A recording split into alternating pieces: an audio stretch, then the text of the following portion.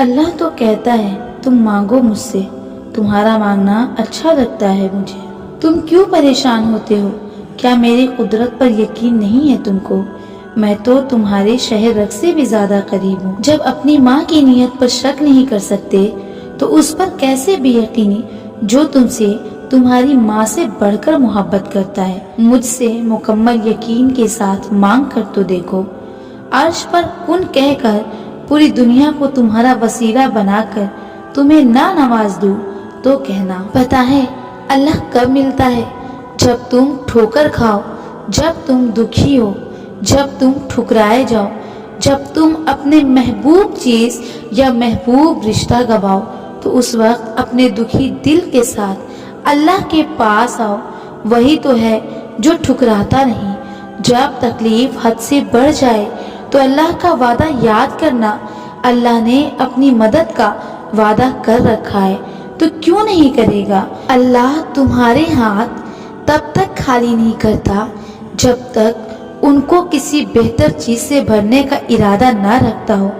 وہ تمہارے سب سے پیاری چیز کے ذریعے اسی لیے تمہیں آزماتا ہے کہ تم اس چیز کی جستجو کی راہ میں اللہ کو پالو۔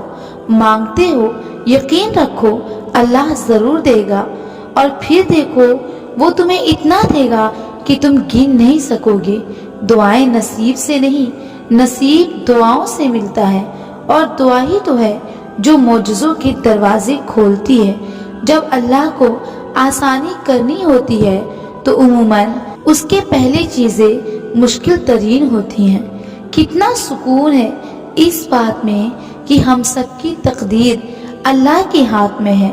نہ ہم سے کوئی کچھ لے سکتا، نہ ہمیں کوئی کچھ دے سکتا ہے مگر سوائے اللہ کے۔ جب وہ کچھ بہتر لیتا ہے اس لیے کہ بہترین سے نواز سکے، اس لیے صبر کرو، ان قریب اللہ کی ایسی مدد آئے گی کہ تم حیران رہ جاؤ گی۔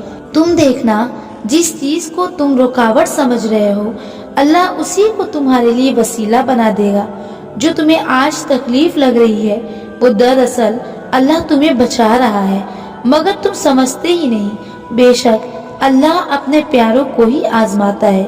ان آزمائشوں کے بعد تمہاری دعاؤں کا پورا ہونا ہے۔ تمہارے صبر کے بدلے اللہ تمہیں تمہاری چاہت سے بڑھ کر عطا کرے گا۔ اللہ تمہیں جب بہت بڑی آزمائش سے گزارتا ہے اس کے بدلے تمہیں بہت بڑی نعمت سے نوازتا ہے۔ اللہ جن سے پیار کرتا ہے ان کو سب سے زیادہ آزماتا ہے۔